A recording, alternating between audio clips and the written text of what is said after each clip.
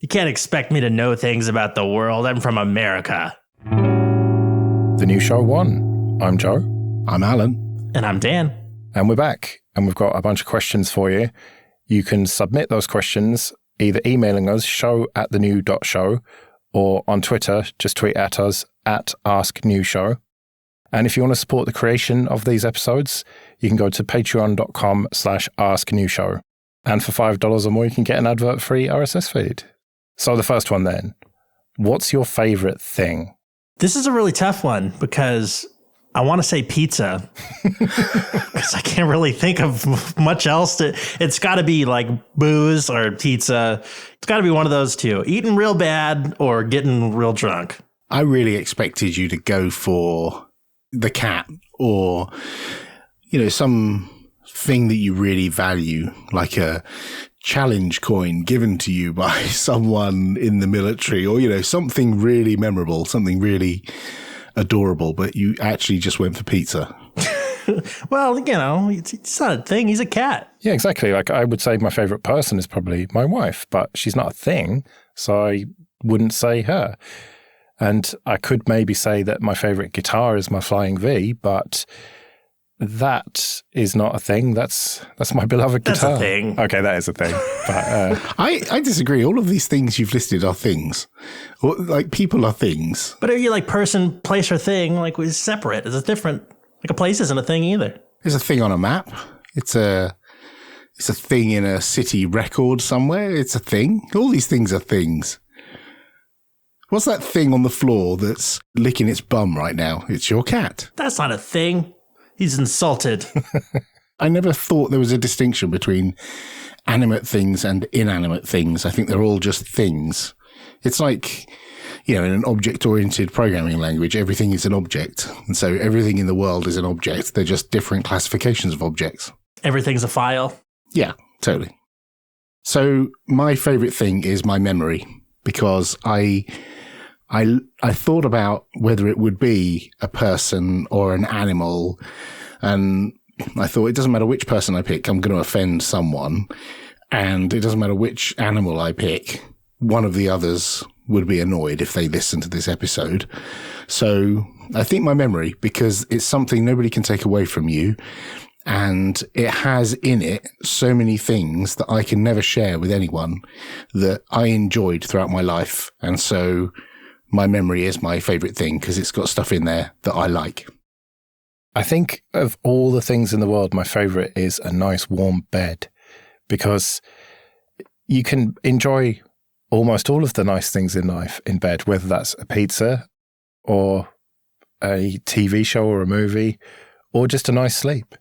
And I like nothing better than a nice long sleep or to hang out in a nice warm, comfortable bed. You can enjoy many of those things in a swimming pool. Yeah.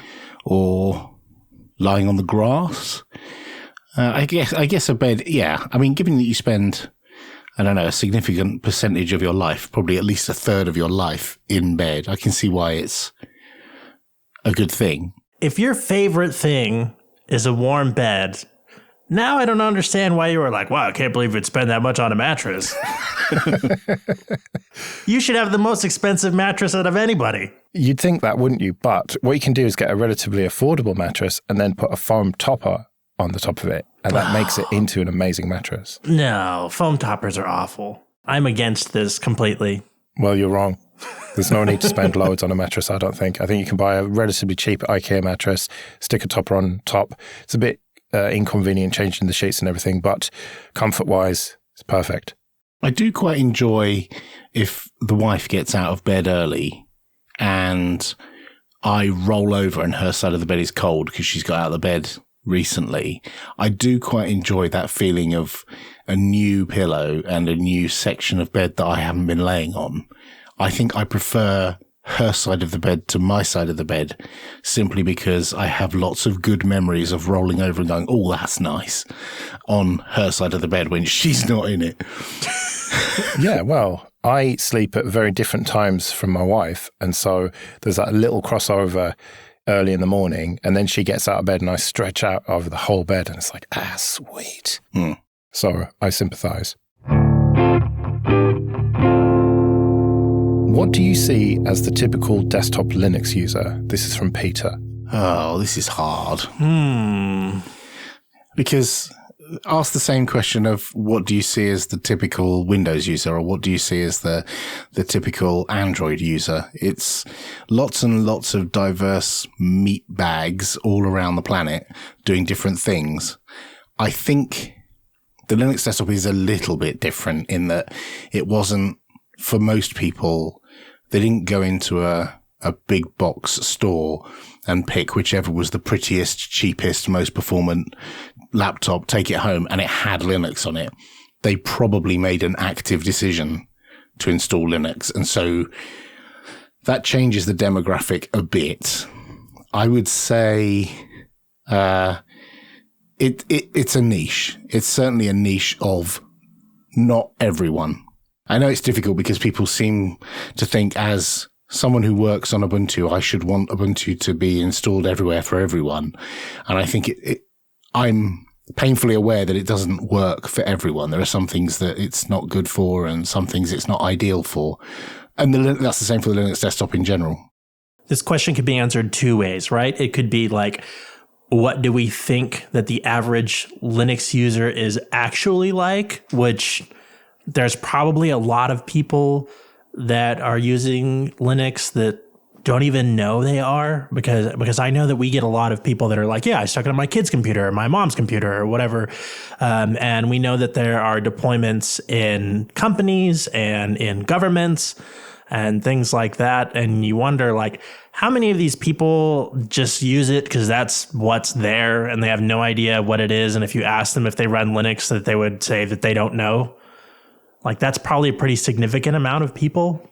And then there's like the perception of, well, what do you think the average Linux user is like? And then you imagine in your head like this neckbeard guy with like 50 terminals up and, recompiling the Linux kernel, eating a Hot Pocket. I would argue that the kind of people you're talking about there, like people's mothers and kids or whatever, I think they're in the minority. I think the typical Linux desktop user is someone who's technical, not necessarily a developer, but someone who knows how a computer works, knows a bit about partitions and stuff, and maybe has built a desktop in their day at some point. So they, I think, outnumber vastly the people who don't know they're on it. But I may well be wrong. And Alan, you are probably going to prove me wrong with data or something. No, I don't have a tremendous amount of data. But I would say if you look at the most popular applications, that gives you some kind of idea of the kind of people. I would certainly say, yes, there are computer enthusiasts, technical enthusiasts, which is the kind of person you describe. I don't know what proportion they are, but there's certainly a significant number of those because they're the kind of people who do technical support in their free time for Linux distributions. They're the kind of people who reply to people's questions on Reddit or sit in an IRC channel and answer questions. Those people are computer enthusiasts, almost certainly. They're getting involved, even on the periphery, just answering the odd support question here and there. So there's definitely some of that. But if you look at the software that is most popular on Linux, a lot of it is developer-oriented stuff. So I would say if I'm picturing the archetypal Linux user, I would say a significant chunk are software developers because a lot of them install code editors and IDEs. I would say a chunk of them are embedded software developers working on things like IoT devices where the software stack on Linux is easier to talk to these IoT devices and they can build the software more easily on their Linux computer. DevOps engineers, the kind of people that Dell are trying to attract away from the Mac with the Sputnik, Dell XPS 13, that kind of thing. So they are all kind of a developer-y, technical enthusiast kind of person. I don't doubt there are plenty of mums, dads, children, grandparents who run Linux. But I think the vast majority fit into those technical segments of the market. I would say, too, that we know that there are some very successful companies selling licenses or support contracts or physical devices to people that are in the sciences or in manufacturing or things of that nature, too, military. I think probably the minority part, which might surprise some people. I think the minority is free software advocates.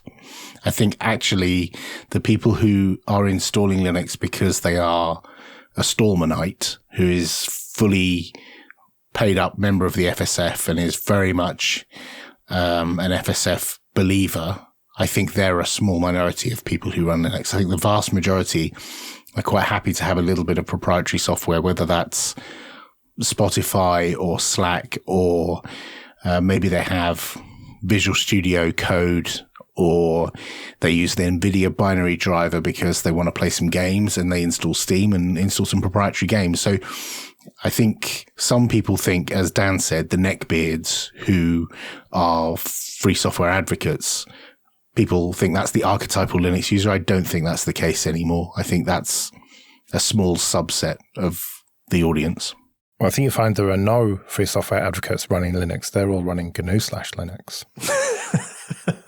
I do agree with Dan, though, that there are large deployments in companies and in governmental organizations where there's thousands and thousands of machines out there that just used as an appliance, and the user will open a web browser or open some bespoke application and close it at the end of the day and walk away, and it won't even factor into anything, any conversation they have that they use Linux.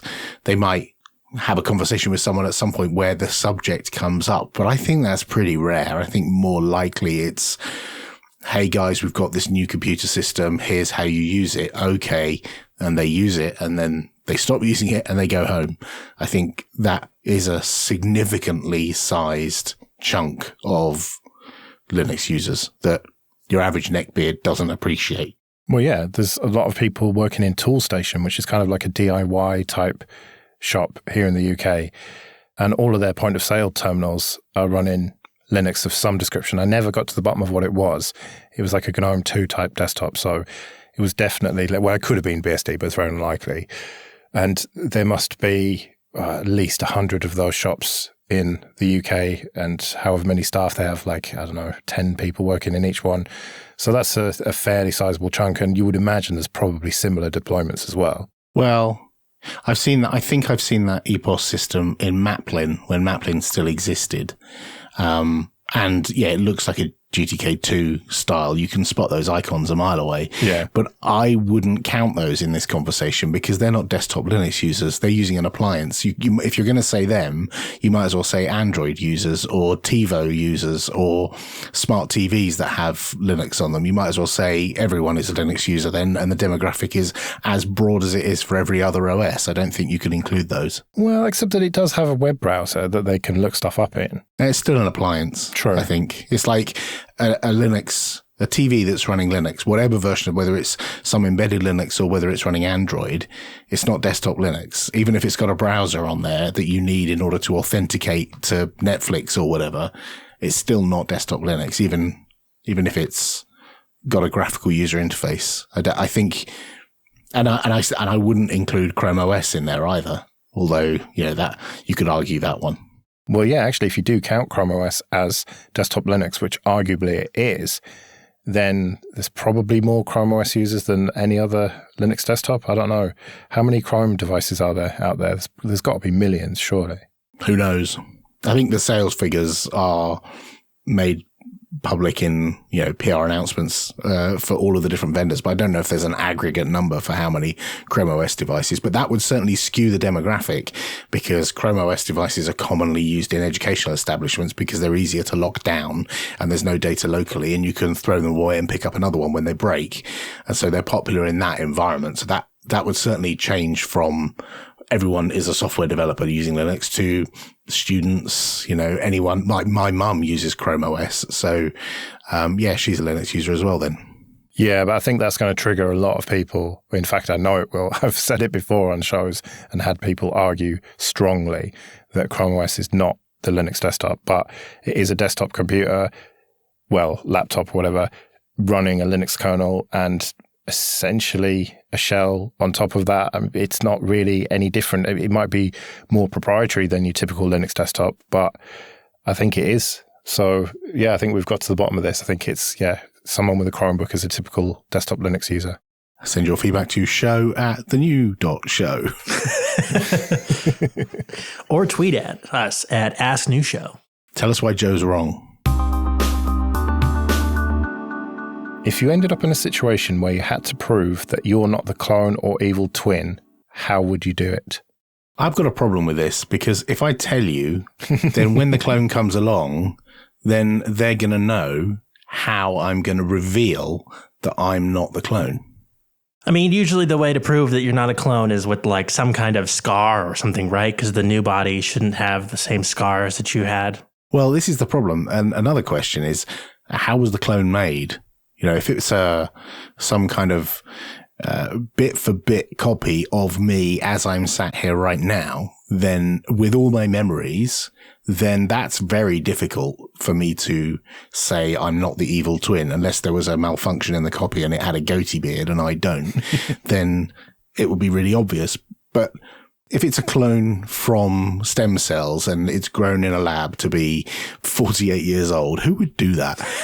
Then okay, then it doesn't have my memories, or have they done some kind of mind injection thing of all of my social media posts so it can infer from that via AI and machine learning stuff about me, and it's listened to every podcast I've been on and all these stupid facts that I talk about and anecdotes, and so it knows a lot about me because I'm stupid enough to put all this out there in the public.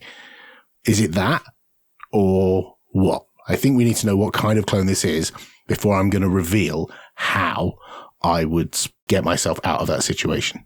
That's a good question. That's a good question. Let's go with the clone that it has your memories. Either the teleporter has malfunctioned and didn't destroy the original and or copy, or there's some kind of cloning process where it copies your current memory too. It's like a bit for bit copy. Like, how do you prove that you're the original and not the copy? I think the big question is, what's the outcome? Because if there's two of me that are identical bit for bit and the wrong one gets chosen, what happens? Does the other one go, oh, all right, and leave? Or do they get smushed into a bunch of mess and flushed down the toilet? What happens? I suppose if you killed yourself and someone found the body, like, I don't know what would happen about that. Well, if one of me killed the other me, why would I do that? I wouldn't kill anyone ever. Presumably, one of you is going to be like, no, this is my house. This is my wife. These are my children. Well, maybe one of me will be like, freedom, yay. I can piss off around the world. I can do whatever I want. I can live the dream and go and get some 19-year-old Dolly bird. It'd be awesome. I mean, I am stretching it a bit here, obviously. And it wouldn't be me that wanted that. It would obviously be the other one that had flaws in the cloning process that would be thinking that. It wouldn't be me thinking that, of course. Which one of you would come and do this show, though? Not the world traveler, obviously. It'd be too inconvenient. Yeah, why would I want to do a podcast? I'm going to be out there and living it up. Yeah, but that one would have more life experience, and so would have more to bring to the show. Wow. So you'd pit Popey versus Popey, and you'd leave centrist dad at home, who, he's no longer interesting, and you'd pick world traveler who dials it in from the Caribbean or wherever, or the moon, or wherever he gets to. Or you could just both be on the show and argue with each other. So then I think we've answered it. How we'd know who's the clone is that real Alan would still be centrist dad and he'd do the show, and clone Alan would be like, no, I don't need you guys. I'm traveling the world. I got bigger aspirations. Well, what I would do is I'd get you both there and I'd say, right, define doing a Popey. And the clone would know about the ThinkPads thing, obviously, from public knowledge. And so he'd say, I collect ThinkPads. That's what doing a Popey is. And then the real you would say, haha, no, shitting yourself at a cash machine. No, that would not be the thing. Doing a Popey among some of my friends is me saying good night on some internet chat system and then not going to bed. And then a couple of hours later saying good night and everyone going, oh, we thought you went to bed 2 hours ago. That's doing a Popey.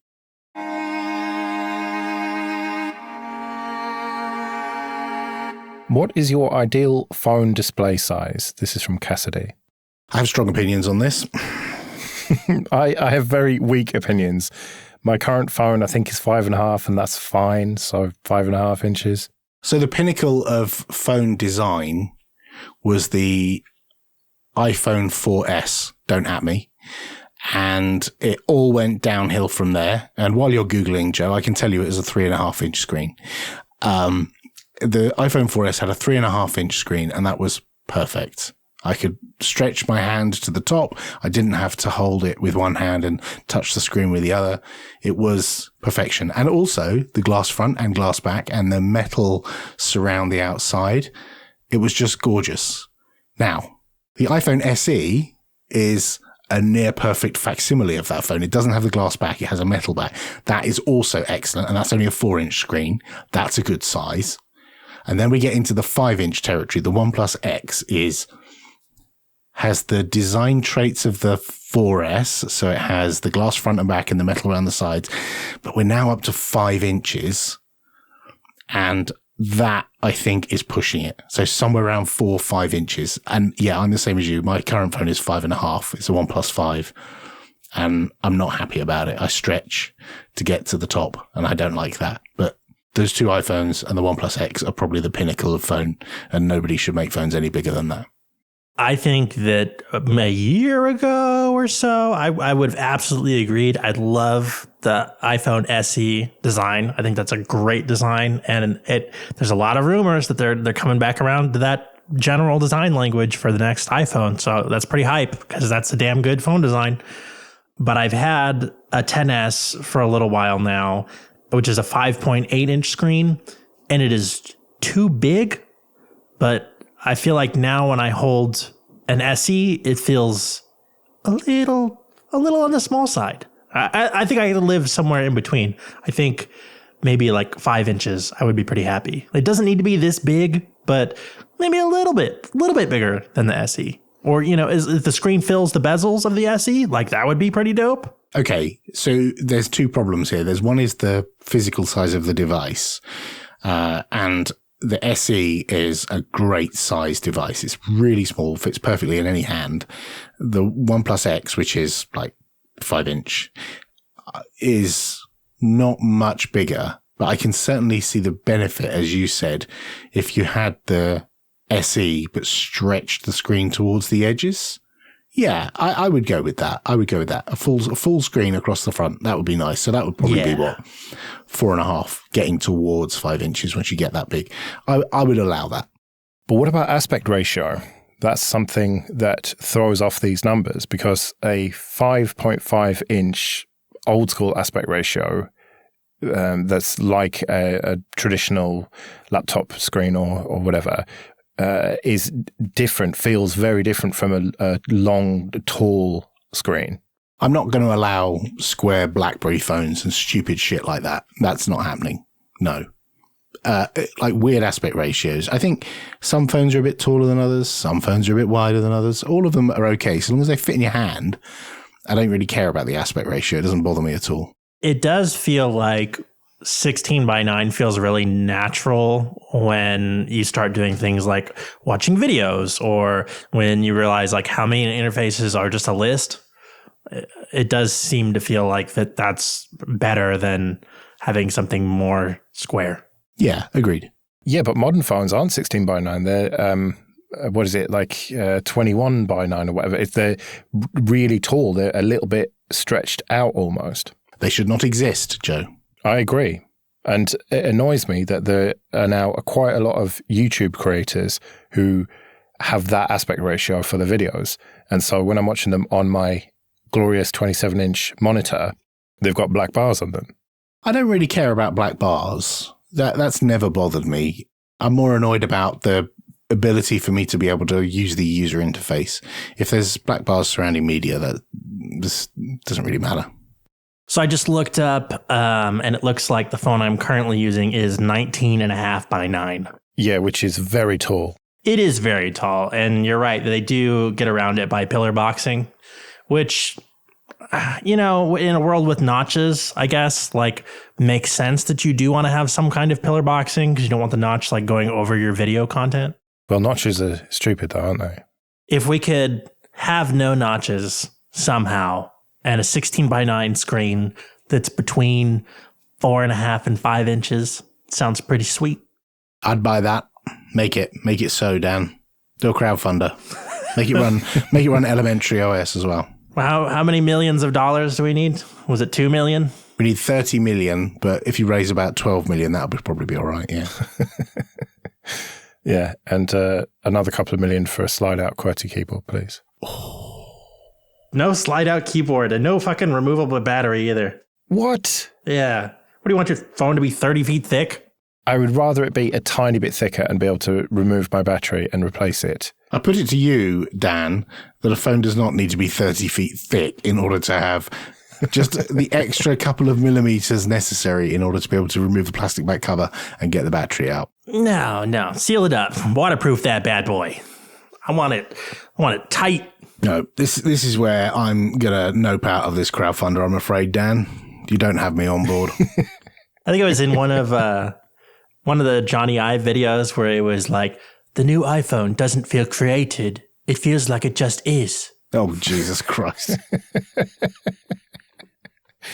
Good job he left, eh?